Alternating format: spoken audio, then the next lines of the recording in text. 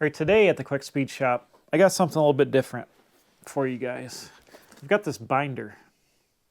And I'm going to tell you the story about this binder, and you're not going to believe it, because I couldn't believe it. Basically, about 2 months ago, I was cleaning out a barn. I bought some Worthington tractors, which are early, like lawn tractors, for lack of a better term, but they were made with early Ford parts, Model T, Model A, and up to early 30s Ford parts. I cleaned out a barn. I bought 3 of these tractors here. I'm going to restore one of them and sell the other 2. And I cleaned out the trinkets in the barn, a bunch of lights, a bunch of miscellaneous stuff, a gas pump. And then I picked up a couple of books laying on the ground, a couple like 51 parts manuals. And I saw this guy laying in the trash on the ground in a barn full of mice. You can go back and watch the video. And I picked it up. It said Bus and Car Company on the front of it, just right there. And I said, that's kind of cool. What's that about? So I picked it up. I flipped it open. And I saw this picture on the front page. I said, that's cool. And I asked the guy, can I have this? And he said, yep, no problem. So I picked it up, took it home. I did the video on the tractors. I laid everything out. I laid all the parts out. You can see the video on that, everything I got out of there. I didn't even think about this book. It sat in the truck for a couple days on the front seat until I got it out and I started thumbing through it. And let me zoom in a little closer and I'll tell you what it is. And you're not going to believe it. I can't believe it. But what I have here, I think, is the original automotive Classwork from the 1939 to 1940 Harley Earl School of Design at General Motors. The Classwork from the students that went through that class. Most of them became famous automotive designers. And this is their Classwork, all signed and dated, original design sketches from 1940. So let's open the book up and go through it. I'll show you, and you're not going to believe it because I can't believe it. Now, I flipped the book open, like I said. This first picture here, 1942, it's a Buick. It kind of looks like a 42 Buick. It was signed 1940. Well, that's cool.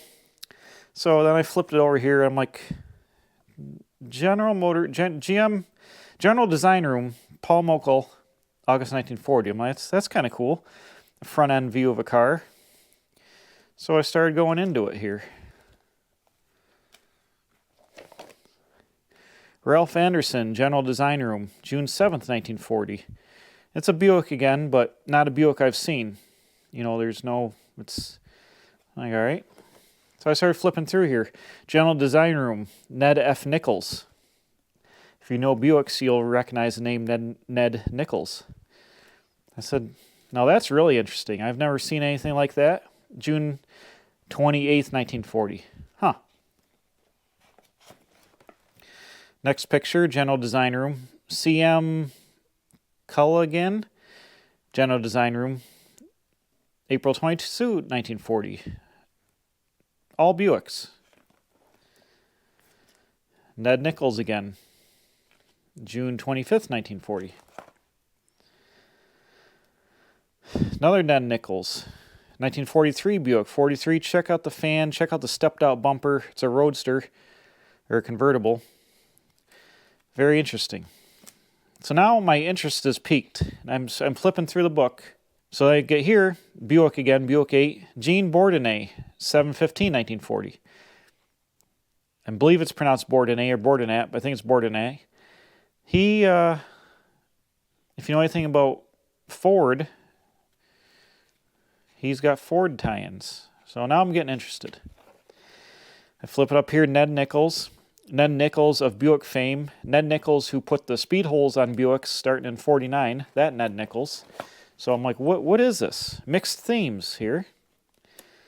We start going into it. Another Ned Nichols. Another convertible. This is back in May. Eraser marks, sketches here. Fine lines where he's been sketching on it. Very interesting. You get up here, Ralph Anderson again. 1942, straight on picture. This one's not signed, but it's dated 7/2/40. Ralph Anderson again. General Design Room, Juan Fontanellis. Fontanellis, June 10th, 1940. A new name pops up. Another Juan here, June 20th, 1940. These are all pencil on paper, 8.5 by 11. Ned Nichols again. Another Juan, June 13th, 1940. Ralph Anderson again. They're all Buicks, but they're Buicks I haven't seen before. So now I'm really curious. I'm starting to run the names through Google. I'm starting to see who these guys are. That's interesting. I come up here, Anderson. Now we're getting multiple views, top view, side view. Very, very interesting. This one must have been on the top where it was originally. Get over here, Ned Nichols again. Very interesting design, two-door hardtop. April 2nd, 1940. Jean Bourdonnais again. Jean again here with a front view. Jean doing bumpers. Or Eugene as you went by. Eugene again. This one's a knockout. F.A. Bianchi. 92540. It's like a spaceship car, rocket car. Very interesting. Then I popped on a name, Elwood Angle, April 26, 1940. Elwood likes to do one-piece windshields, which no cars really had in 1940. Again, a Buick. There might be a Pontiac with this waterfall grille and the waterfall trim, but Elwood Angle started designing for Nash in 1947, went to Ford in 1949 as a consultant, hired back as a chief consultant in 1955 at Ford, designed the 1961 Lincoln Continental that saved Lincoln. Him and another guy, Joe Oros, we'll see in a second, left Ford when Jean Bourdonnais became the chief designer at Ford in 1961, and they went to Chrysler, and they became the head designers after Virgil Exner retired in 1961. This guy designed the 1961 Lincoln Continental that saved Lincoln. They were going to axe Lincoln in 1960 along with Edsel. He saved it. Melvin Mulhaney. Excellent picture. I don't know his name. We're tracking it down. Elwood Angle again. Top view of plateau. He's got a plateau on the hood. This is a Buick again. Well, it could be. He's got different letters on here, but it's got similar to a 41 Olds waterfall grille under the headlights. Joe Oros. Here we go. This is the other tie-in. Him and Angle worked together designing for Nash, designing for Ford, and then designing for Chrysler. Joe Oros, whose wife Betty Oros was the first female automotive designer at General Motors starting in the late 1930s. Fantastic Buick design here by Joe. This one's Nelson. I'm not sure who that is. These are all dated 1940. Ed Gowalki. He, I believe, ended up working for Cadillac in the 50s. Notice the fighter plane in the background. This is 42640. This is before World War II, obviously, before the war. Elwood Angle, Buick design here. There's 74 of these images. Joe Oros. There's 74 of these. C.A. Olson, 1940. These are all pencil and paper. Nelson again. Dietz, or Cleats, I believe it's Dietz. 1943, this is before the war. They didn't plan on not producing cars, so he's designing like a 43 Buick. This one is unsigned, but Buick themed again. Harper Landell. Straight on shot, 1940. These are all 1940. Harper Landell again. Kind of a wide grill, the grill there. Ed Gowalki. Gowalki, I'm butchering the name, but Gwack. Elwood Angle then, here. Again, Elwood Angle. F.A. Bianchi. Dietz again. Kind of an interesting bullet in the front of the grill here.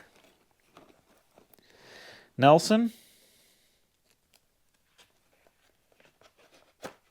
Now I'm going to show you all these, just so bear with me. Ed Gwalke again. Kenneth Kleinfelder. That's a new name that pops up. Very interesting, very nice detail. Buick 8 he's got in the grill there. 4-door sedan. Pretty interesting. Kenneth Kleinfelder. Melvin Mulhaney again, 1942. Plate on that one. Ed Gwalke. Very minimalist drawing here. Nelson again. Melvin Mulhaney, nice shading. This is excellent. Kind of a swept around grill. Very interesting. Melvin Mulhaney. This is R.H. Arbib, A-R-B-I-B. I'm not sure how you pronounce that. 1942 plate on it. Kind of like vents in the hood. Similar to a 41 Buick-ish, but this is drawn in 1940, obviously. Elwood Angle again. There's quite a few Elwood Angles in here. Kenneth Kleinfelder, super cool design. He likes to put a jutted out bumper guard in the front of his cars, I noticed. Elwood Angle again. Elwood Angle. F.A. Bianchi. Dietz again. Kind of interesting. F.A. Bianchi. This is Bianchi again here, this one. Bianchi here. Dietz. This is my favorite. This Kenneth Kleinfelder. This could be the cover of a book. This is amazing. The detail on this one is amazing. Joe Oros, double grill, offset license plate, pretty interesting. Angle, again with his one-piece windshield, kind of a rocket ship going on in the background. Dietz, 43 plate on this one. Harper Landell.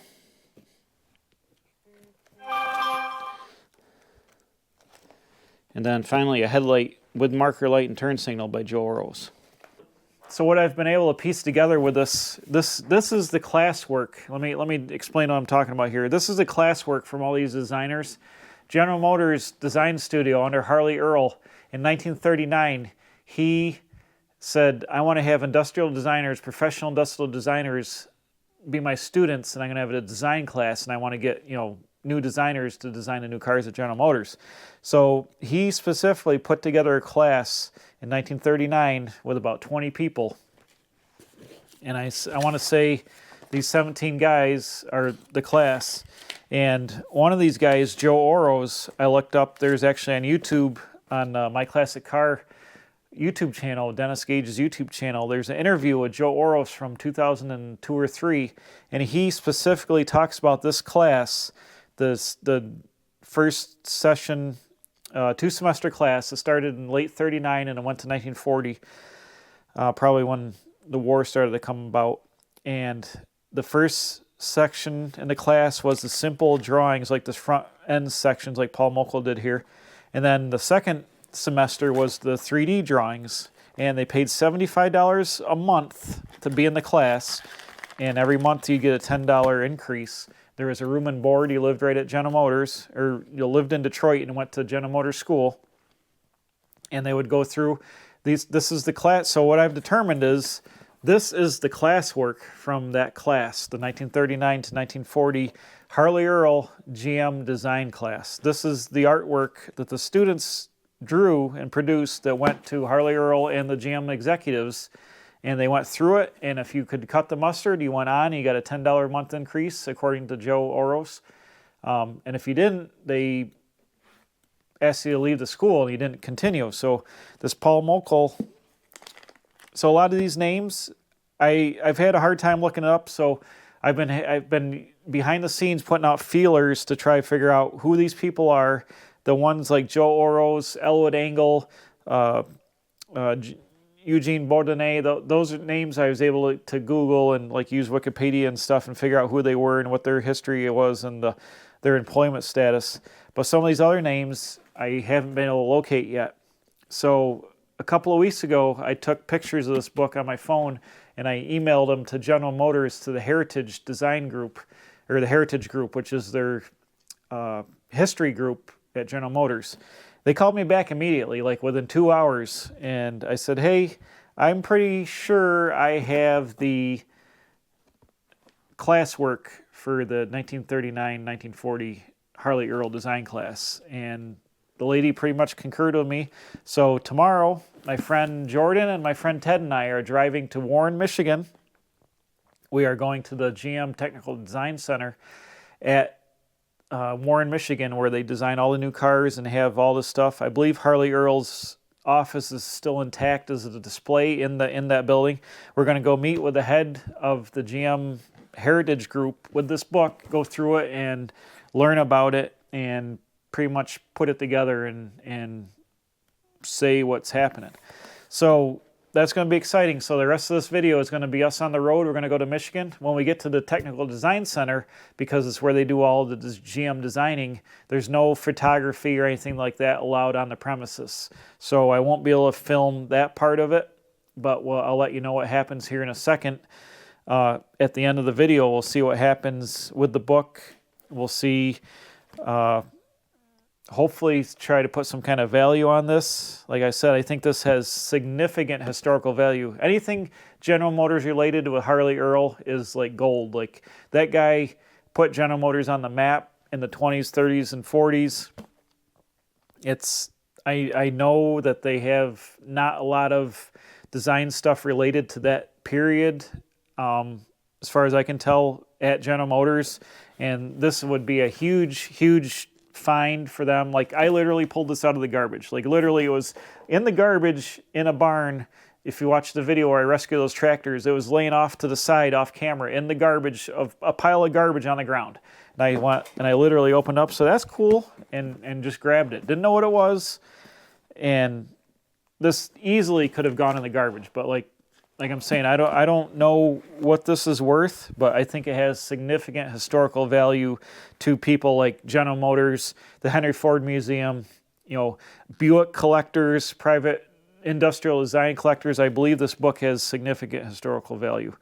So this is like my Antiques Roadshow moment, like, oh, I found this tchotchke and it was in the closet. And like, oh, your tchotchke's worth $400,000. Oh my goodness. This is like American Pickers type stuff here. I'm talking about, like, it's crazy. And these drawings are 84, what year is it? 84 years old. I'm like, look at that. These are 84 years old and they look like they were drawn yesterday. It's unbelievable. Everything else in that barn is completely destroyed. So one of the things that the lady asked me at General Motors was, how did you come about this? I'm like, well, here's what I think happened.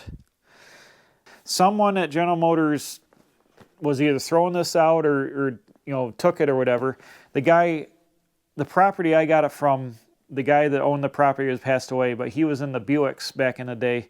And he either worked, maybe, what I think happened is somebody said, hey, do you want some Buick sketches from General Motors? And this guy ended up with them, and they stayed in that property for like 50 years until I found them. That's what I think happened. And we'll find out more when we go to General Motors here tomorrow. Okay, we're recording. All right, guys, this next day, I rented a pickup. We're here in a Nissan. A Nissan something. I think it's got a V8 because it's a ripper. I lost traction on the asshole, almost dumped her. But we got Jordan over here, and we got Ted in the back. We're in Ashtabula, Ohio, and we stopped at, what is this restaurant called? Los Compadres. Los Compadres. It's pretty cool, and it was a pretty good deal. So if you're in Ashtabula, oh, there it is. They got the Margarita King Mexican Grill truck over there for some reason. We're in Ashtabula, Ohio, right off Route 20. And we're on our way to Warren, Michigan. So, head Mexican. It's probably 1 o'clock, and we're bouncing. We got 4 hours to go. We got to call Ford. Oh yeah, we're gonna leverage some action. I'm gonna call Ford at the Henry Ford, and because a couple of guys in the drawings there that Joe Oros and the Elwood Angle basically saved Elwood Angle, like I said in the movie before, saved Lincoln. So maybe these guys Ford to be interested, and then we can see what's going on there. But we're cruising in the rain. It's raining, kind of sucks, cold and rainy, but we're gonna get there. Let's go. What are you doing? Talking. All right, bam, here we are. We're 10 minutes outside of our thing. We're in rush hour traffic going into Warren at 6:30 at night, rush hour, raining. Everybody's driving like a maniac. I'm losing it, stressed out. How's everybody else doing? Jordan, how you doing? I'd just like to state that Josh's statement is an understatement. What do you mean by that? Stressed out doesn't quite. I'm not used to the big city traffic, bro. This is big city living right here. I'm not used to this. Why is this guy leaving a 100 space gap ahead of him? Bro. We got the Nissan Titan here. Remember your breathing. Remember your breathing. Yeah.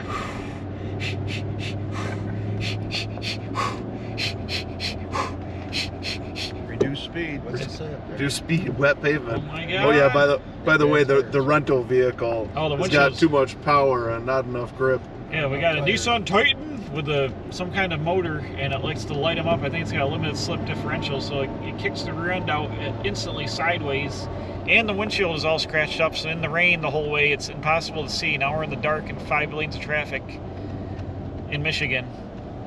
This is fantastic. I hope there's better news tomorrow. Hey guys, it's morning here in Warren, Michigan. I got an update here for you. I don't know if I got food poisoning last night or whatever, but I was up all night hanging out by the toilet. It was terrible. Only got on and off a couple hours of sleep. Jordan and Ted are down having breakfast. I'm abstaining, but we got our meeting in probably an hour. And I think I'm good now, but man, I'm hurting bad. I don't know what it was, but we had, I don't know, hopefully it works out alright. The meeting, I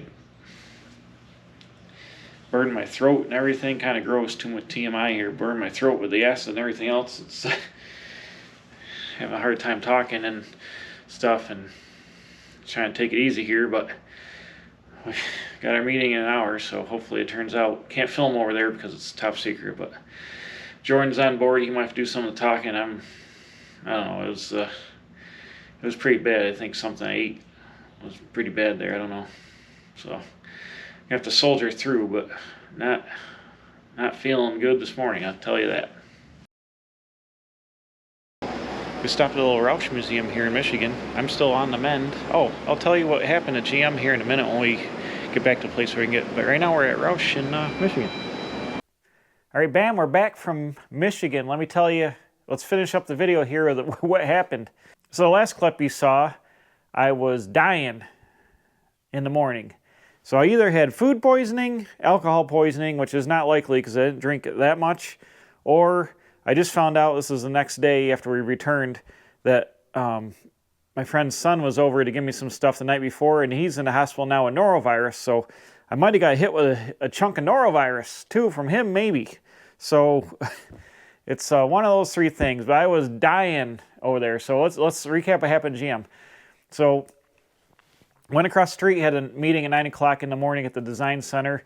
The GM Design Center campus and like the GM campus is huge. There's a huge reflecting pool in the middle of it. We went in the design building built in 1958, and it was super cool, kind of like postmodern-ish, marble floors. It was super neat. So we went in the archive area, met with the archivist, opened up the book, went through the book. He was very, very excited. I can tell you that they don't have anything from that period, from that class period, that Classwork, that they didn't have any of that. So we looked around, and I was dying the whole time. A super headache, like all I could do just to like function, and I've muscled through it.